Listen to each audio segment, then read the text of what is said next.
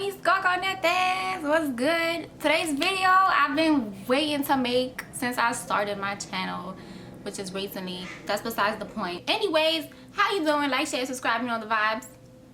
I'm saying this now because y'all gonna forget. I haven't been getting as many shares.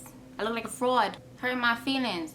So today's video is gonna be about the dealership. Now, as you know, I have 2 degrees in automotive technology. I don't think it's anything like woo, because you know how people are like degrees lose their value over time. Is that because POC are getting degrees nowadays? I got some tea for you regarding this dealership life, but here's the thing. I'm gonna explain to you the difference between all the departments, because everyone just thinks that a dealership is just somewhere you sell cars at. No, that's not the only purpose of a dealership. Because here's the thing, I used to work at a dealership, right? I quit, recently, but they was like, oh my god, you sell cars and you hear me deal? That's the sales department, baby. Service and parts are together. They conjoined twins. Sales is its own thing. They only talk to service when they need to do PDI, which is a pre-delivery inspection, and whenever they need something because somebody lost the keys to the car and because they're irresponsible. So besides that, we're not going to talk about sales right now. We're going to talk about service and parts, which is the most important thing, because, alright, you bought your car. What the fuck do you do now? Boop, you got the light on your dashboard, you need an oil change, right? This is if you have a newer car. See, for Hondas, I know about Hondas inside and out. For Hondas, it'll say like A12 or A1 or B1 or some other shit. If you see it say like 15% oil life, do not add oil to the engine. You are going to fuck up your engine. Do not do that, please. You know how many customers come in asking to buy oil or saying, oh, I've been adding oil because it's 15%. That means there's not enough oil. Where does the oil go? Where does it come out of? No, that means you have 15% life left. Your shit's dirty. If your oil life says 5%, that means change your motherfucking oil. Why am I talking so aggressively? I don't know, man. So, yeah, you might not like this video because of that, but you know what? I don't care. So, if you don't like the watch, you go to the dealership, get your car serviced, right? You talk to the service advisor. The service advisor's job is to write down why you're there. Hello, I would like an oil change today. Okay, we are going to change your oil. And on top of that, this is the recommended services for your car.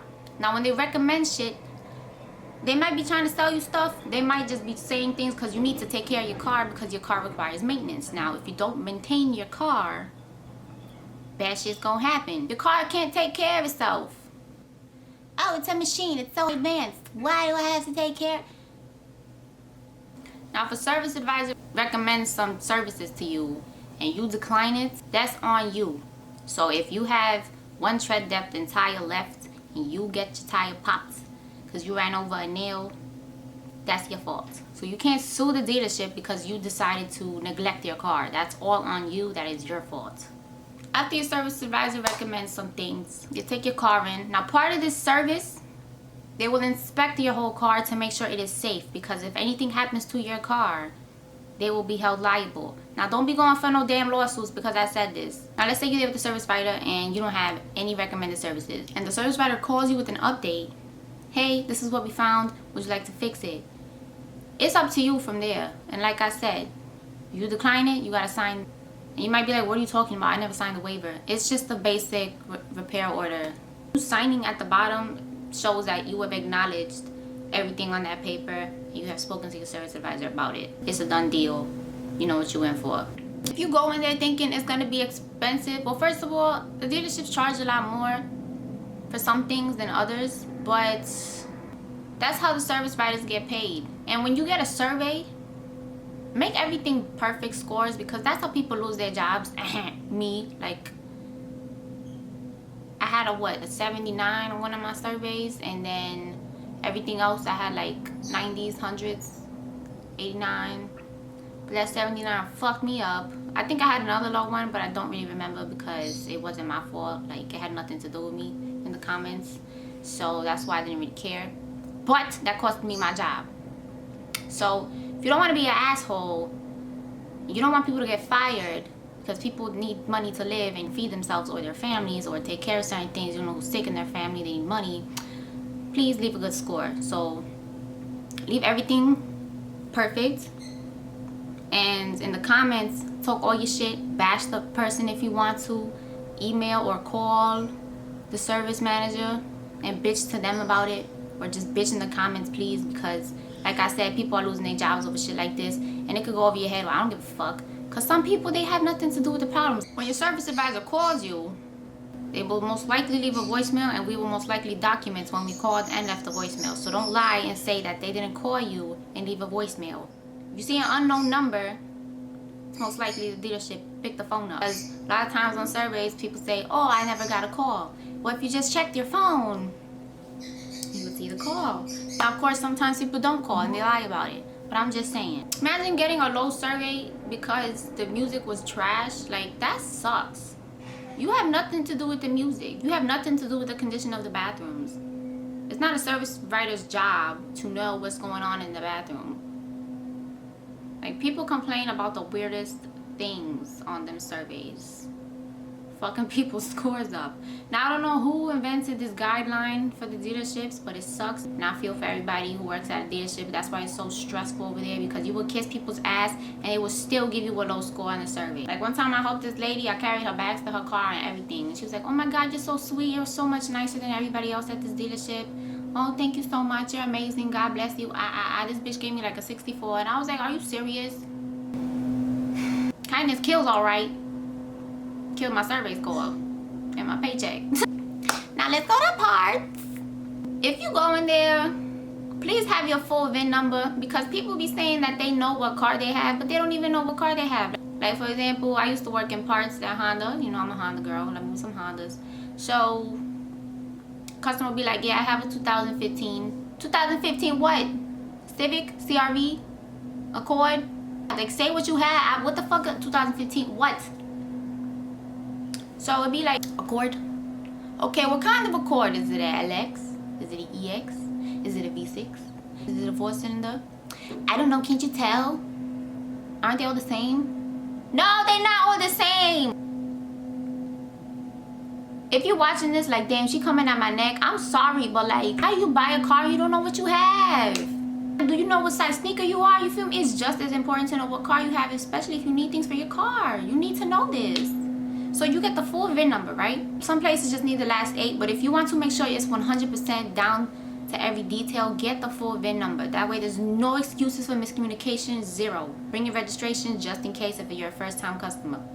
So use your VIN number to look up whatever they need. It's gonna take a while. There'll be a catalog, different pictures, different parts of the car. There's over like 100 pictures to look at to find your part. You see all these little numbers and lines, like, you telling me this is gonna take 2 seconds to find? It's gonna take some time. Give me like a minute, 2 minutes, I'll find it. Do not hover over the computer too, because that's really annoying. Like, I will have customers try to hover over the desk to see what I'm doing. I'm just like, excuse you, can you back up? You in my grill, you in my space. You need to relax with all that. Parts department also talks to service, sales, customers, and customers over the phone. So they're pretty busy most of the time. Also, not all dealerships are interchangeable. For example, Honda and Acura. Honda owns Acura, right? But at a Honda dealership, they do not have the Acura software to look up Acura parts. Don't call a Honda dealership asking for Acura parts. You're not going to get it. Unless some cars actually do use the Honda parts. But those cases are not that common. So call Acura and wait for Acura to tell you this is a Honda part, call Honda. So I'm going to just say the 3 common cars that I get called about that are like completely... You've called the wrong dealership, baby. Sorry. Honda, Acura, Toyota, Lexus, Nissan, Infiniti. Call them individually depending on the car you have. What also irritates me is when someone's new to a dealership, and so like first they'll ask for your number, right, to look you up in the system. It's not to hit on you. No. If they can't find you, they'll ask you, hey, is it alright if I can add you in the system? Because you're not here. So I'm gonna need your VIN number, I'm gonna need your name, address, email, yak, all that good stuff. Every dealership does not share information with each other. That's illegal. You're not supposed to share customer information. So instead of getting mad that all dealerships do not have your information, which is kind of creepy, like, I wouldn't be comfortable knowing a Honda dealership in Arizona has complete access to my file. That's kind of weird. So just think about it that way. 2 Honda dealerships have my info. They do not share the info. they are not affiliated with each other. Dealerships are privately owned by people or companies. For example, Star Nissan, Grace Honda, those are just like names or companies that own, or people that own the dealership. Now, think of dealerships as like Instagram models, and the cars are Fashion Nova.